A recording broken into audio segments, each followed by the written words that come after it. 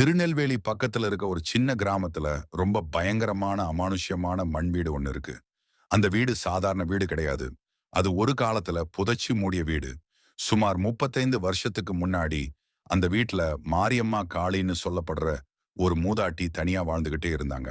அவங்க சின்ன சின்ன மந்திரங்களும் வைத்தியங்களும் செஞ்சு கிராம மக்களுக்கு உதவி பண்ணினாலும் சில தவறான சம்பவங்களுக்கு பிறகு அவங்க மேல பேய்சாமின்னு பழி போட்டாங்க. ஒரு நாள் இரவு கிராம மக்கள் சேர்ந்து அந்த மூதாட்டியையும் அந்த வீட்டையும் மண்ணால புதைச்சு மூடிட்டாங்க. சாகும் முன்னாடி அவள் ஒரு சாபம் விடுறாங்க. என்ன நம்பி வந்தவங்களை காப்பாத்தினேன்.